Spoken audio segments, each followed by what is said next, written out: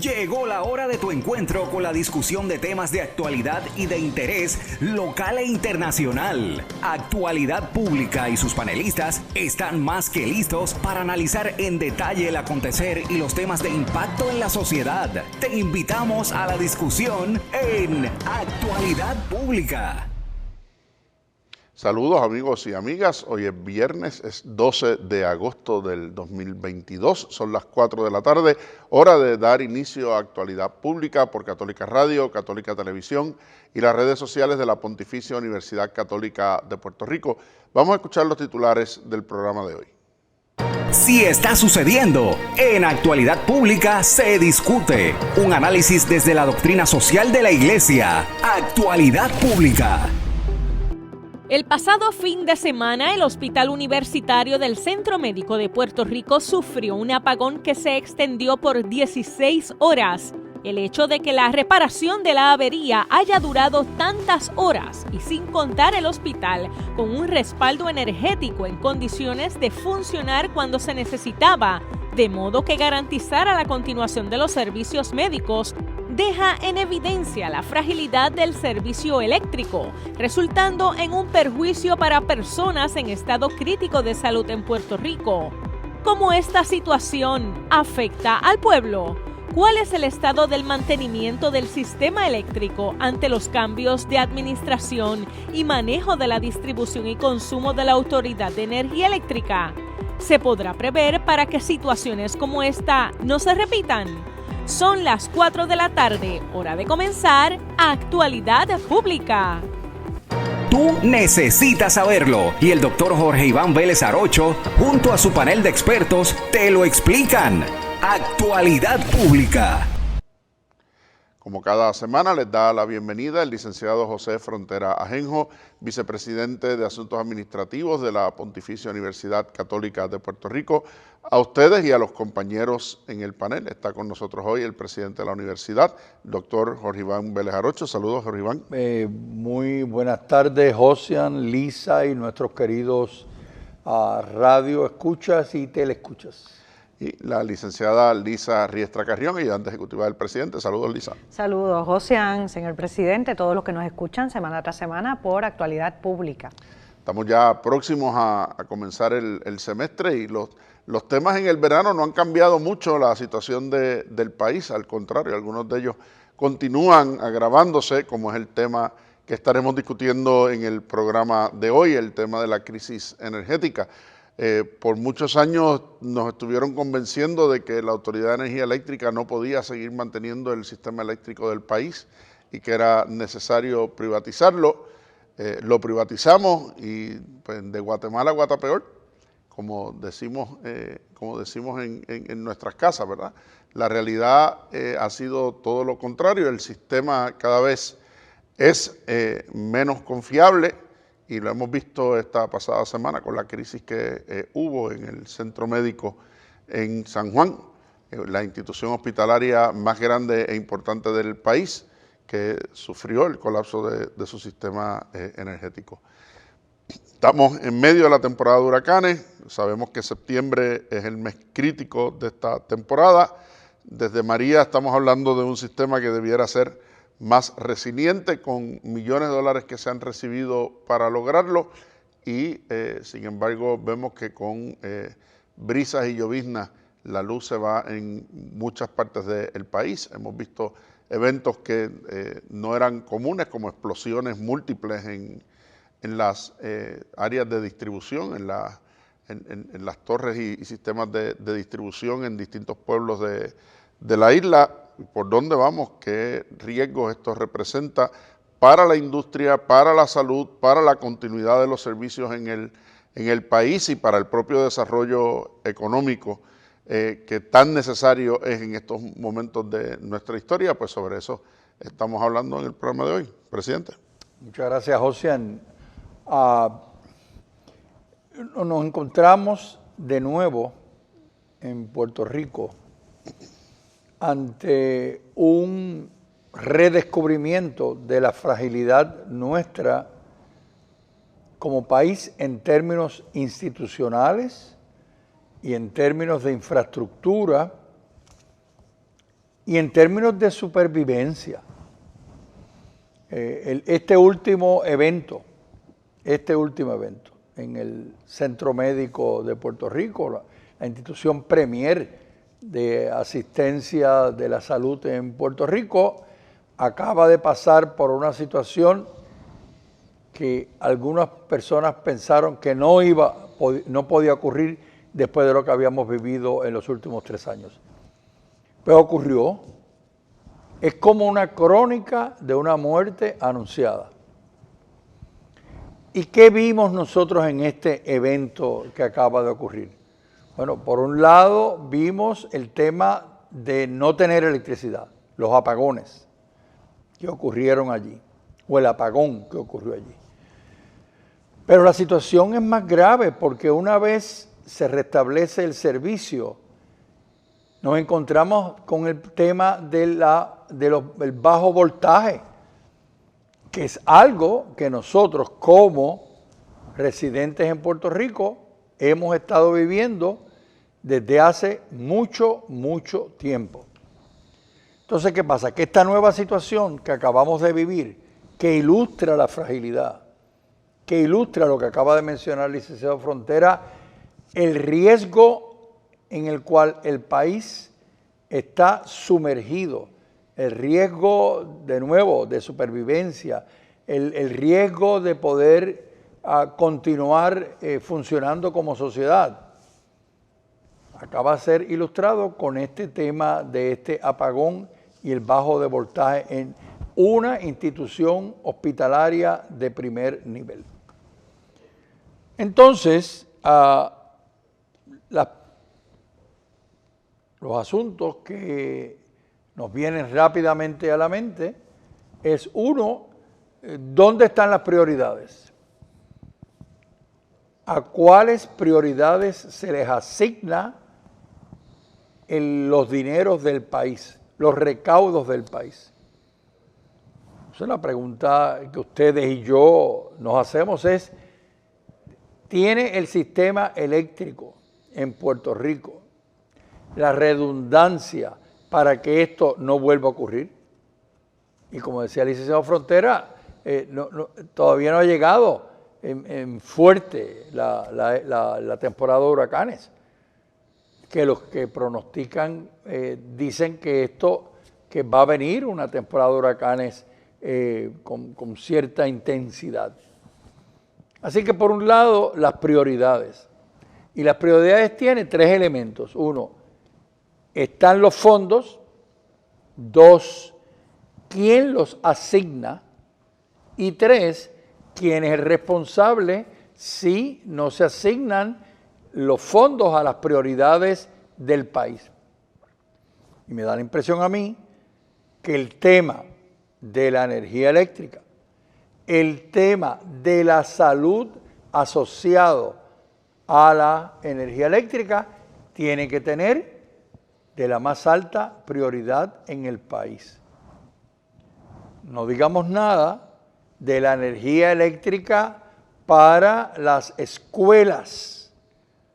En estos momentos que nosotros tenemos todo un sistema educativo montado sobre las tecnologías de educación a distancia por el tema del COVID, todavía es fundamental que las escuelas tengan los sistemas de energía eléctrica necesarios para que la educación se pueda llevar a cabo. Lo mismo que los hogares. Así que tenemos por un lado las prioridades, tenemos por un lado los riesgos si no actuamos y tenemos por otro lado las consecuencias cuando algo ocurre. ¿Quién responde cuando no se ejecuta adecuadamente? Y sobre eso voy a hablar en la próxima intervención. Presidente, porque pareciera que a la gente se le olvidara, bueno, no a la gente, yo estoy seguro que no se le olvida, pero sabemos a quiénes me refiero cuando lo digo. Parece que a algún sector en el país se le olvidara los muertos de María. Claro. ¿Cuánta gente falleció después de María precisamente por la falta de servicio eléctrico para sostener equipos de primera necesidad de salud, ¿verdad? De equipos de mantenimiento, ventiladores, sistemas de oxígeno, sistemas de diálisis, para que la gente pudiera recibir sus servicios y atender sus situaciones críticas después del huracán. Bueno, y nosotros sabemos que estas inseguridades, por lo que estamos viendo, tienen un fuerte impacto en la salud mental de la ciudadanía. En otras palabras, las personas que temen de que el sistema en algún momento colapse o que las personas puedan morir porque no tengan sistemas eléctricos que ayuden a la asistencia tecnológica para los servicios de salud, crea unas inseguridades y unas preocupaciones extraordinarias en la población. Sin hablar de cuánto cuesta un servicio ineficiente. Por supuesto, por supuesto. Siempre nos habían dicho que pagábamos la luz más cara, antes no, pero ahora sí la estamos pagando la luz más cara. Bueno, José, hay que escuchar a las personas expresarse sobre el tema de cuando reciben la factura, cuando recibimos la factura eléctrica por el consumo de energía eléctrica. ¿Dónde estábamos y dónde estamos ahora? Lisa. En los últimos 2 años ha aumentado el precio del kilovatio de 17 centavos a 30 centavos. Se pudiera, ¿verdad?, achacar este aumento al precio, ¿verdad?, de los combustibles fósiles, pero de nuevo, ¿por qué no buscamos otras fuentes de energía renovable que son el 2.2% de la electricidad en nuestro país? Y escuchando al presidente hablar sobre las escuelas, si están o no preparadas para eventos como este, la temporada de huracanes que han comentado los compañeros. Estamos hablando de eventos previsibles, ¿verdad? No estamos hablando de un terremoto, ¿verdad?, que no se sabe cuándo va a ocurrir. Todos los años tenemos una temporada clara de huracanes, delimitada. Las escuelas empiezan en una fecha concreta. Los hospitales dan servicios continuos. ¿Por qué da la impresión de que estamos apagando fuegos, ¿verdad?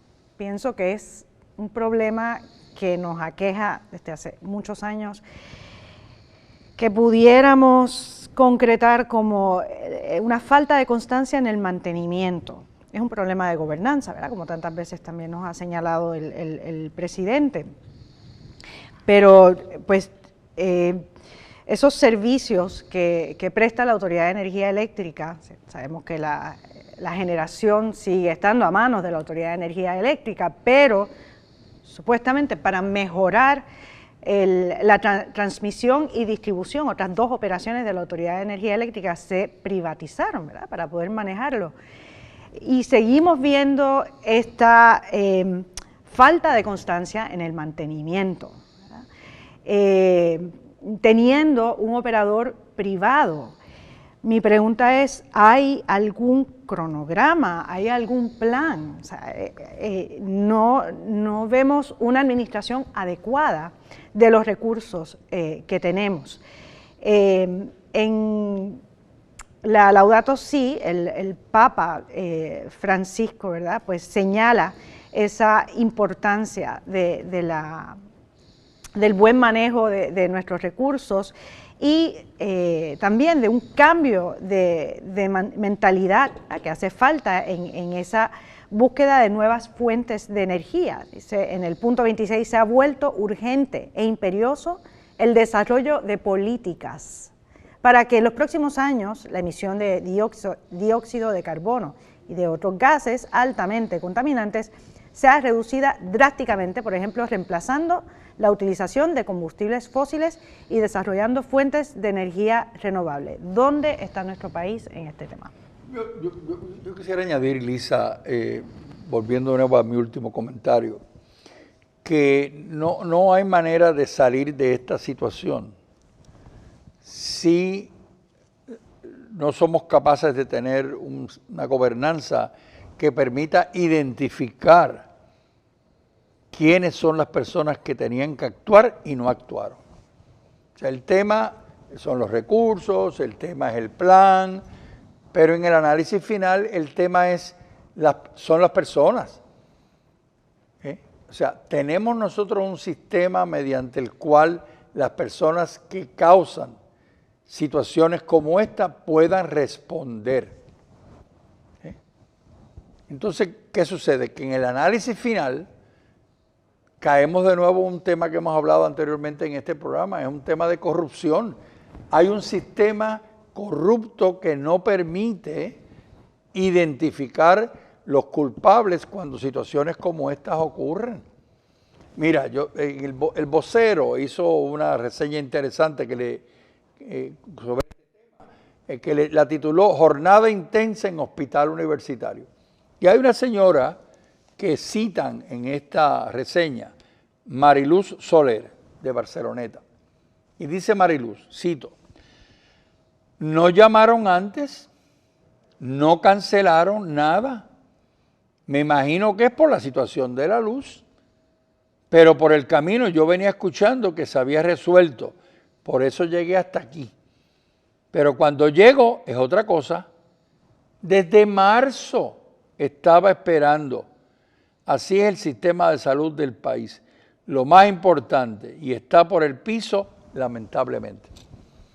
Entonces el tema de que se actúa sin mirar las consecuencias o se actúa sin que los que causan los daños respondan por ellos, está dentro del tema que estamos discutiendo. Hay un elemento detrás de todo esto que lo hemos conversado en otros espacios de diálogo de la universidad, con el tema de este gobernar creando crisis. Ahí el concepto de la obsolescencia planificada, que es un concepto de manufactura, pero que lo hemos trasladado al gobierno. Y para que me entiendan de forma sencilla qué es eso de la obsolescencia planificada, piensen por un momento en su teléfono celular. Los teléfonos celulares antes le podíamos cambiar la batería. Lo primero que se daña de los celulares es la batería. Por esto de estarlos cargando todas las noches, aunque no estén en cero, no esperar a que... les vamos reduciendo la vida útil de la batería. Cuando usted le podía cambiar la batería al teléfono, pues no importaba, se dañaba la batería, usted iba a la tienda, compraba una batería nueva y podía seguir usando su celular. Ahora los celulares vienen cerrados y usted no puede cambiar la batería del celular. Por lo tanto, cuando la batería del celular se dañó el celular, no importa que todas sus otras funciones estén útiles, no importa que siga actualizando, sencillamente la batería provoca que usted tenga que echarlo completo a la basura, devolverlo, cambiarlo y financiar un celular nuevo. Así que eso se llama obsolescencia planificada. Usted anticipa cuando las cosas se van a dañar para forzar al cliente a necesitar algo nuevo. Cada vez que las compañías dicen no vamos a actualizar más este programa de computadora, usted tiene que cambiar. Cuando le dicen que esa computadora ya no soporta las actualizaciones nuevas del sistema operativo, usted tiene que cambiar. Eso es obsolescencia planificada. ¿Cuánto de lo que está pasando en el país es porque alguien decidió en algún momento, en las esferas de poder público, vamos a dejar de poner dinero en energía eléctrica, vamos a dejar de poner dinero en la infraestructura, vamos a dejar de poner dinero en reparaciones, vamos a provocar que el sistema colapse y cuando el sistema colapse la gente va a querer que lo privaticemos. Y lo vamos a privatizar a favor o en beneficio de aquellos que de alguna manera nos permiten mantenernos en las posiciones de poder. Porque fíjense que un bien público esencial como es la energía, no lo hemos privatizado en manos que tengan un interés de bien común colectivo como el Estado. No lo hemos privatizado a entidades sin fines de lucro, no lo hemos privatizado a microgrids comunitarios, lo hemos privatizado a una empresa cuyo interés es un interés comercial. Por lo tanto, la ganancia es su propósito, no el que usted y yo tengamos luz. Y de momento, de un contrato y de un compromiso del gobierno que decía no va a haber aumentos en la luz, hemos tenido 6 aumentos desde que la administración actual de gobierno está en el poder. Y los que se anticipan. Sin que haya mejorado el servicio, como decíamos ahorita, sin que se garantice el servicio y sin que las áreas prioritarias del país, salud, educación y manufactura, tengan estabilidad. Porque no es solamente que haya o no haya luz, es también la estabilidad del sistema. Todos sufrimos en nuestras casas los cambios de voltaje. Imagínense el efecto que esos cambios de voltaje tienen en los enseres que usted y yo manejamos en nuestra casa, a los efectos que eso tiene en instituciones como la universidad, en instituciones como los hospitales, pero sobre todo en las plantas de manufactura. ¿Cuántas plantas de manufactura han tenido que ir a sistemas alternativos teniendo que pagar la factura de energía eléctrica, o de Luma, mejor dicho, y como quiera tener sistemas alternativos que le garanticen el voltaje que la fábrica necesita para poder garantizar la calidad de sus productos? O, sin querer darle promoción al artista de turno, tener que decir, bueno, el único país del mundo donde yo necesito 15 plantas para poder dar un concierto es en mi propia casa. O aquellos que dicen que confían en el sistema, pero para cada actividad privada que hacen tienen 2 o 3, como vimos el fin de semana pasado, sin alusiones particulares a nadie. Así que, o sea, ¿de qué estamos hablando? ¿Cuánto de lo que está ocurriendo en el país, y hablemos del país, hablemos de energía eléctrica, podemos hablar de la Universidad de Puerto Rico y más de la Universidad de Puerto Rico como institución, aquellas áreas que están adscritas a la universidad, que son esenciales, como es el centro médico? O sea, toda esta crisis de los médicos, toda la crisis del centro médico, del cardiovascular, de los hospitales alrededor de la isla, ¿cuánto de eso es obsolescencia planificada? Alguien decidió, vamos a hacer colapsar el sistema y vamos a convencer a la gente por el colapso de que lo mejor es que privaticemos y que nos movamos en otra dirección, aunque el interés público sea el que pague las consecuencias y nosotros los consumidores los costos de esas decisiones. La tragedia de esto es que el precio de lo que acaba de mencionar el licenciado Frontera son vidas. O sea, ¿cuántas personas han muerto y morirán porque el sistema eléctrico y el sistema de salud asociado al sistema eléctrico no está funcionando adecuadamente? ¿Cuánto vale una vida? Tiene un valor infinito. Entonces, cuando uno ve todas estas discusiones y estas palabras y estos discursos, ¿dónde entra el valor de la vida que se va a perder por no tener un sistema confiable? En mi próxima intervención, probablemente después de la pausa, voy a hacer referencia a una homilía del Papa Francisco, hará como unos 2 años atrás, en la misa en Santa Marta, temprano en la mañana, donde él habló de 3 palabras: la palabra coherencia, la palabra hipocresía y la palabra tolerancia. Y sobre eso voy a hablar probablemente en la próxima intervención. Eso que mencionaste sobre ese interés económico que hay en este contrato de la compañía que maneja esa operación de transmisión y distribución, si la ganancia depende de la eficiencia, de que cumpla con el contrato, ¿cómo se entienden estos fallos? Bueno, porque lo terminamos pagando nosotros. O sea, la ineficiencia se paga en aumentos a la tarifa, no en reducciones a la ganancia, ni a las operaciones, ni a los beneficios, ni a los salarios, ni a los créditos, ni a los bonos que hay ahí adentro. Y cumpla o no cumpla, no se rescinde el contrato. O sea, es que nosotros nos encontramos, hoy no está con nosotros el distinguido economista Leandro Colón, pero nosotros nos encontramos ante el tema de la elasticidad. El tema de la energía es un tema en el cual es completamente una demanda inelástica. Quiere decir que le pueden seguir subiendo el precio a la energía y seguiremos consumiendo la energía porque no tenemos alternativa. Y por eso el tema de las energías renovables se vuelve tan importante. Es completamente inelástico. Ha habido todos estos aumentos y hemos seguido consumiendo la energía porque no tenemos otras alternativas. Yo recuerdo un letrero que vi en un viaje a Cuba hace algunos años atrás, donde decía apaga más y paga menos.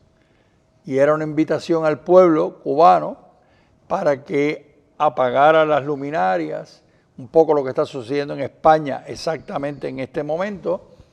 Apaga las luminarias, apaga los enseres y por lo tanto pagarás menos por la energía. Lo que sucede es que en Puerto Rico no tenemos otras alternativas. Digo, tenemos, pero no las hemos adoptado. Bueno, y lo estamos viendo, y enseguida nos vamos a la pausa, pero lo estamos viendo con el alumbrado público. ¿Cuántas secciones de carretera en este momento están apagadas de noche? Eso es así. Y están apagadas de noche porque los municipios no quieren pagar la factura que corresponde a esos alumbrados, porque cada municipio el que le paga a Luma por el uso de las luminarias que están en su geografía. Así que yo pues me ahorro la luz apagando las luminarias en las carreteras, con los riesgos que eso representa además en otros aspectos de seguridad. Pero sobre estos asuntos seguiremos conversando tan pronto regresemos de la pausa. Esto es Actualidad Pública, hoy 12 de agosto del 2022.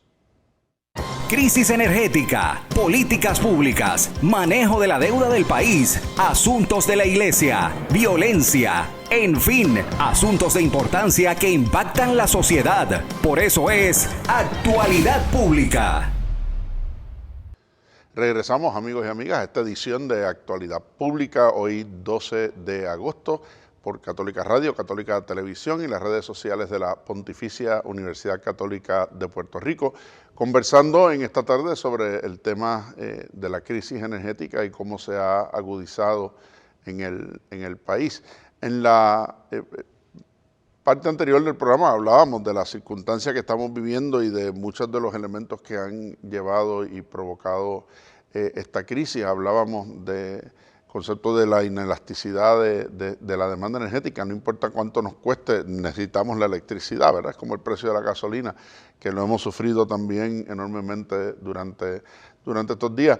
Y Lisa comentaba, bueno, cuál es el impacto también del precio del combustible sobre la tarifa energética. Bueno, para eso estaba antes el famoso ajuste por combustible, que luego descubrimos que de combustible no tenía nada, era para pagar la deuda, era para pagar y no se ajusta la factura conforme los precios del combustible se siguen reduciendo o vuelven a más o menos a normalizarse. Y hay un elemento adicional en toda esta discusión que yo pienso también que es fundamental. Cuando se comenzó a hablar de la privatización de los servicios de energía, algunos, incluso nosotros desde este espacio, planteábamos que había que tener mucho cuidado y distinguir entre lo que era la producción de energía y lo que era la distribución de la energía. ¿Por qué? Porque donde tú puedes generar competencia es en la producción. No puedes generar competencia en la distribución. Tú puedes generar competencia en la producción porque si tú tienes varias compañías que producen electricidad para vendérsela a energía eléctrica y los pones a competir entre ellos, pues cuántos kilovatios compras de cada uno va a depender del costo de esos kilovatios y por lo tanto, al crear competencia, los precios se deben reducir. No puede haber competencia en el sistema de distribución, lo mismo que pasa con acueductos, porque tú no puedes tener 15 redes de distribución de electricidad. Dependemos de los cables, ¿verdad? Contrario a los celulares, que por eso se pudo eliminar el monopolio de la telefónica y los monopolios de telefonía en los 90, porque los celulares y los teléfonos, la mayoría de ellos, ya no dependen de cableado para poder hacer las llamadas. La electricidad seguimos dependiendo de un sistema de infraestructura, ¿verdad? Física, de cables. Entonces, pues tú no puedes generar competencia ahí porque ¿cuántas compañías tendrías tirando cables por el país? Bueno, pues esto parecería un circo, ¿no? Para columpiarse. Pues como no puedes generar competencia ahí, entonces tienes un monopolio reforzado por el interés de ganancia de la compañía que ahora tiene la distribución. Entonces, el plan en Puerto Rico era privatizar la distribución, privatizar la producción. Ustedes saben, tenemos algunas generadoras privadas en Puerto Rico, AES por ejemplo, privatizar la producción y una vez la producción estuviera privatizada y se estabilizaran los costos, entonces privatizar la distribución por los elementos que eso representaba de eficiencias y de mejoras a la infraestructura. ¿Qué pasó? Que lo hicimos al revés. Que alguien decidió que era buena idea hacerlo al revés. Entonces, privatizar el sistema de distribución, que es el sistema que tiene que garantizarle al público que la electricidad le llega. Me decía un desarrollador esta semana pasada que tenía un proyecto de viviendas de bajo costo para familias de escasos recursos, para personas profesionales que están empezando y para adultos mayores. Era un proyecto combinado de distintos espacios de residencia, que cuando fue a hablar con Luma, para decir, mira, yo tengo esta finca que la voy a desarrollar, tengo estos fondos federales para montar el proyecto. Y yo, sí, pero para llevarte la electricidad allí hace falta montar 20 postes y alambrarlos, y eso es a tu costo, pero después que tú lo hagas, son míos. Sí, como lo oye. O sea, tú quieres que yo te lleve electricidad allí, no hay problema, pero ahora ya no es el gobierno el que tiene que llevarle electricidad a la residencia, ahora soy yo, empresa privada, que estoy negociando contigo, empresa privada, por lo tanto a mí no me importa que eso sea un proyecto residencial y que esa gente necesite luz, tú quieres construir allí y quieres luz para esas casas, me pones los 20 postes, pones el alambrado y después me pasas la titularidad sobre esa inversión. ¿A dónde vamos? ¿A dónde vamos? O sea, ¿cuáles son las prioridades del país en los servicios que son esenciales para que podamos mover la economía y sobre todo, como decíamos al principio, garantizar no solamente una vida digna, sino la vida misma de la gente en Puerto Rico? Y volvemos de nuevo a lo que planteaba al principio. ¿Quiénes se van a encargar de que cuando eso que acaba de plantear el licenciado Frontera ocurra, que se pueda detener y que realmente se elimine esa práctica? Nada, los ciudadanos, las personas no tenemos mecanismos en este momento, insisto, en este momento, para enfrentar esa situación a todas luces que nos afecta grandemente. Y vuelvo a lo que comenté al finalizar el turno anterior. Estas 3 palabras que el Papa nos alerta. El Papa nos dice, miren, esta situación de falta de coherencia entre lo que se dice y lo que se hace es terrible. Y es terrible porque las personas terminarán viendo que en realidad lo que hay es una situación de hipocresía. Se dicen unas cosas y se hacen otras. Y el Papa alerta que ante la situación de falta de coherencia y a la situación claramente de hipocresía, de tener un mensaje por un lado y unas acciones por otro, dice el Papa, el pueblo va a perder la tolerancia. Y me da la impresión que aquí en Puerto Rico estamos jugando con fuego al ponerle presión al pueblo para que se vuelva un pueblo intolerante. Porque los pueblos intolerantes van a reclamar sus derechos y muchas veces no necesariamente por las vías más pacíficas. Y si nosotros aspiramos a tener una isla pacífica, una isla de entendidos, una isla de un proyecto de país, como se ha hablado, necesitamos que haya en los actores del pueblo, la ciudadanía, el gobierno, las instituciones no gubernamentales, unos entendidos mínimos que permitan tener un país tolerante. Escuchando a los compañeros, efectivamente, gracias a que en otros estados de los Estados Unidos ponen a competir compañías para generar la energía, pues se abarata el costo, ¿verdad? Por ejemplo, en Texas el kilovatio está a 16 centavos, ¿verdad?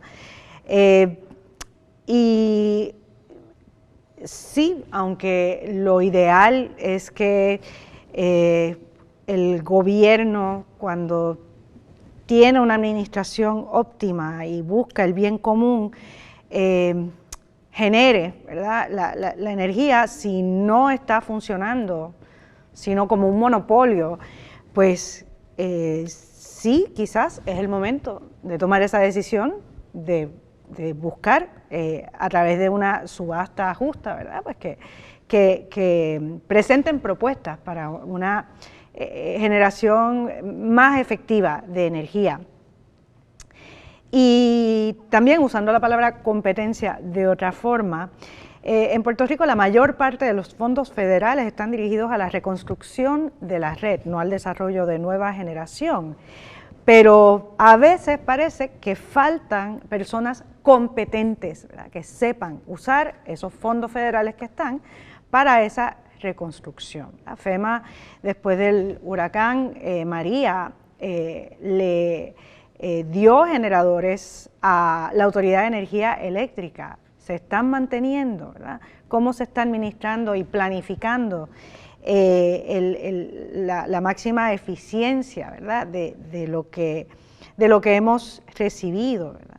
Hemos hablado aquí de municipios, agencias de gobierno que no pagan su deuda.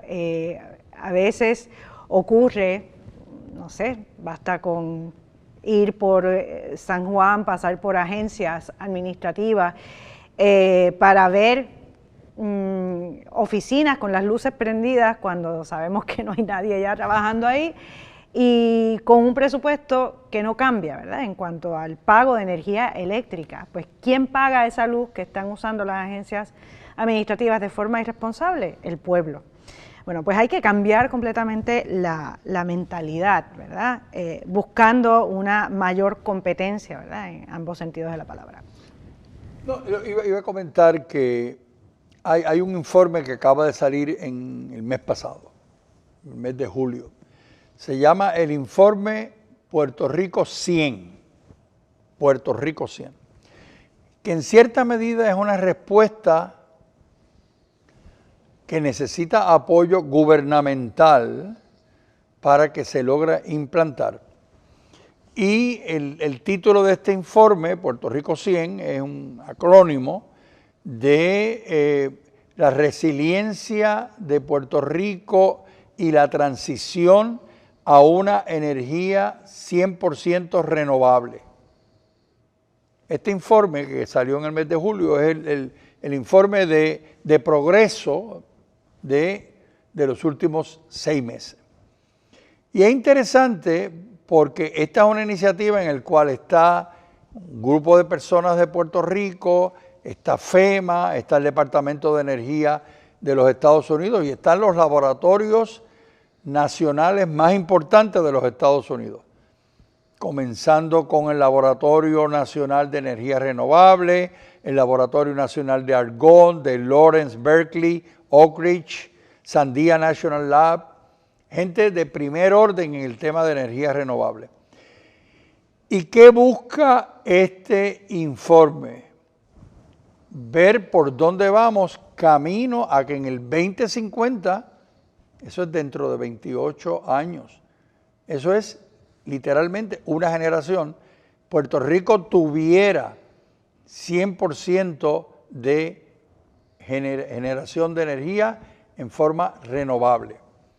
Y presentan 4 escenarios, 4 escenarios de cómo Puerto Rico se puede mover hacia esta situación de energía renovable 100% para el 2050. El primer escenario es que se adopte, desde el punto de vista económico, los recursos para generar energía distribuida, porque este proyecto busca que la energía renovable, fundamentalmente por paneles solares, esté distribuida en todo Puerto Rico.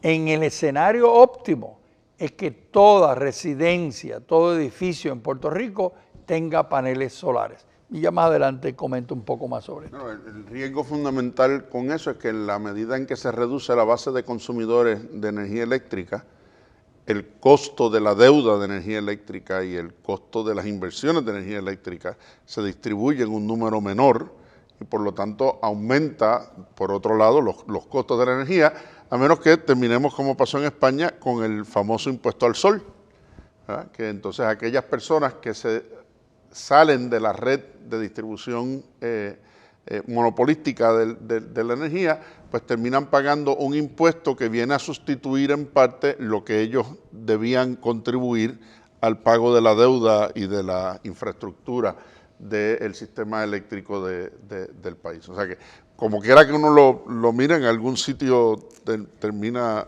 interesante lo que está pasando en California en este momento, que fue de los primeros en moverse a las energías renovables y a prohibir los carros de combustible. Entonces ahora, para producir la energía suficiente que necesitan para la cantidad de carros eléctricos que tienen, pues tienen que volver a energía fósil, porque la energía renovable que tienen no aguanta los carros que hay. O sea que ha habido un desfase de planificación y de original. No hay duda que el tema es un tema complejo. El segundo escenario que ellos plantean es en este periodo de los próximos 28 años, es que se comience con los servicios críticos. En otras palabras, aspiraríamos a que todo el mundo en su hogar tuviera paneles solares en el futuro, pero en el momento actual, un segundo escenario sería que servicios críticos tales como los hospitales, tales como las oficinas de los centros de bomberos, las tiendas donde las personas van a comprar sus alimentos, que esos servicios críticos, yo añadiría las instituciones educativas, tuvieran paneles solares para generar su energía. Ese es el segundo escenario. No vamos a llegar al 100% de todos los hogares y todos los edificios, pero por lo menos los hospitales, las oficinas de las estaciones de bomba de los bomberos y las tiendas, y yo añadiría las escuelas, las universidades, tuvieran sistemas utilizando paneles solares. Y hay un elemento detrás de todo esto de transparencia, ¿verdad? El problema de la factura siempre ha sido un misterio, hasta que no hubo representantes del interés público en la Junta de Energía Eléctrica, no sabíamos qué quería decir aquello realmente del ajuste por combustible. O, como vimos esta semana, esta señora que radica una querella y pide una investigación, porque este edificio que era de su papá que falleció lleva meses cerrado. El mes pasado tenía una factura de energía eléctrica con un crédito de $3 y la de este mes llegó con un cargo de $24,500.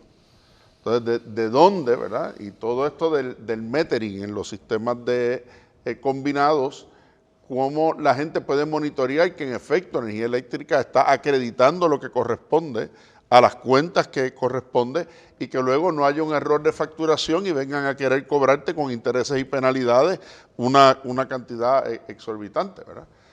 Todos hemos visto en nuestras casas y institucionalmente lo hemos visto también el efecto de estos aumentos en el dinero disponible para los otros asuntos de consumo en el hogar. Entonces, si no hay transparencia en la facturación y no hay un proceso adecuado para uno cuestionarla, ¿cómo se puede también generar confiabilidad en el sistema y en su operación?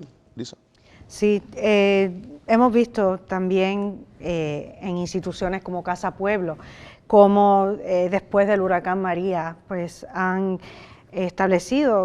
puesto paneles solares, han sido alianzas con compañías de los Estados Unidos, pero han llenado el pueblo de adjuntas de microgrids, han salvado vidas también de personas mayores que estaban sin electricidad en sus casas, quizás dependían de un ventilador para vivir, y gracias a esta gran organización pues están independizados, ¿verdad?, del sistema eléctrico y de los fallos eléctricos. En la transición de que se escucha, ¿verdad?, en este proyecto para el 2050, pues habría que ver también si se le daría subsidios a personas que pues quizás no tendrían esa facilidad económica para comprar e instalar placas solares. Sí sería una gran ayuda que los servicios básicos, ¿verdad? Que sí instituciones tengan sus paneles solares, pero pues también hay que pensar en el pueblo, ¿verdad? En las personas de a pie. Antes habían créditos para colocar paneles solares, esa ventana ya se cerró. Pues tendría que haber una planificación y que esa planificación sea transparente, ¿verdad?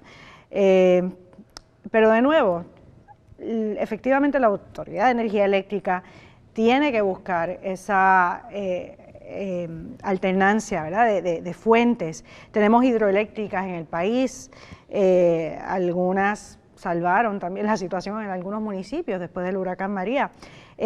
¿Cómo va esa fuente de energía? O sea, hay opciones, no estamos hablando de una época en la que no había la tecnología para buscar otras opciones. Vivimos en un país, ¿verdad?, rodeado de mar y de sol. Pues, ¿qué están haciendo en otros países? ¿Por qué no podemos hacer lo mismo? De nuevo, es un problema de educación, siempre todo recae en el tema de la educación para efectivamente responsabilizarnos por este problema, ¿verdad?, que es un problema de todos. Y pues también buscar administrar adecuadamente los recursos, ¿verdad? Al principio del programa hablaba el presidente de que no hay consecuencias o no se han señalado las personas responsables de este fallo, por ejemplo, de Centro Médico. Pues, ¿qué vamos a hacer para que sí haya consecuencias? Porque efectivamente pasa en el día a día, ¿verdad? Si hubiera una ley de tránsito sin ninguna multa, nadie tendría razón para cumplir, ¿verdad?, esa ley. Pues lo mismo, tienen que haber sanciones en el caso de no cumplir con su responsabilidad. El tercer escenario que presenta este informe Puerto Rico 100 está dirigido a lo que se acaba de plantear hace un momento. De nuevo, hablamos de los servicios esenciales, como pueden ser los hospitales, las estaciones de los bomberos, las tiendas de comestibles, las instituciones educativas. El tercer escenario es exactamente el planteado. Aquellas personas que viven en zonas remotas, que no tendrían acceso por lo costoso que resultaría, como lo que planteó hace un momento atrás el licenciado Frontera, poder poner paneles solares en esos proyectos. O en personas que tienen bajos ingresos, que el aumento en el costo de energía le está creando unas situaciones insostenibles. Así que el tercer escenario, una vez pasamos por los servicios esenciales, vamos al tema de los que viven en zonas rurales de difícil acceso, vamos entonces al tema de las personas con bajos o medianos ingresos. Lo interesante de todo esto es que lo que hemos dicho hoy sobre el sistema eléctrico y las causas y las consecuencias de donde estamos es aplicable a montones de otras áreas de prioridad pública, ¿verdad? Como es el tema de la salud, como es el tema de la educación, que lo hemos mencionado. De los desperdicios sólidos. De los desperdicios sólidos y como será el del agua. Claro. ¿Verdad? Tuvimos ustedes aquí durante los programas de estas pasadas semanas, tuvimos la discusión del panel donde estuvo el ingeniero Soderberg y nos advertía, ¿verdad?, sobre todos los temas relacionados con el agua y la necesidad de una respuesta pronta, ¿verdad?, a ese tema. Así que el riesgo y lo que queremos advertir desde aquí es que no puede pasar por los mismos procesos decisionales y porque terminaremos generando otras crisis, ¿verdad? Vivimos de crisis en crisis y eso así no se puede progresar, ¿no? O sea, hay que atacarlas y hay que atajarlas y hay que poderles dar solución de continuidad a esos temas porque se nos va la vida en ellos, en todos los sentidos. Y estamos a medio término del proceso eleccionario. El proceso eleccionario en Puerto Rico dura 4 años, ¿verdad? O sea, el tiempo de gobierno. Así que estamos a 2 años para el 2024. Es el momento de evaluar desempeño ejecutivo y legislativo y municipal. y estamos a tiempo de escuchar las propuestas concretas con respecto a atender estos asuntos prioritarios que en este programa y en otros hemos señalado. Y nos corresponde a nosotros como votantes, como ciudadanos, estar atentos a cuál ha sido el desempeño ejecutivo, legislativo, municipal y cuáles son las propuestas para atender estos problemas, porque ellos son las personas que han optado por solicitar nuestro favor para administrar los recursos del pueblo para atender las necesidades de él. Finalmente, y porque ya no tenemos tiempo para más, estamos a pocos días de dar inicio a este próximo año académico, así que aprovechamos para darle la bienvenida de vuelta a todos nuestros colegas de la facultad, de la administración, a todos los estudiantes pioneros que ya prontamente estarán de vuelta en nuestros salones y nuestros espacios aquí en la universidad. Y recordarle a todos que la matrícula sigue todavía abierta hasta el segundo viernes de clase, así que los esperamos aquí en la Católica y a ustedes los esperamos la semana que viene en Actualidad Pública. Hasta entonces. Esto es Actualidad Pública, una producción de la Pontificia Universidad Católica de Puerto Rico.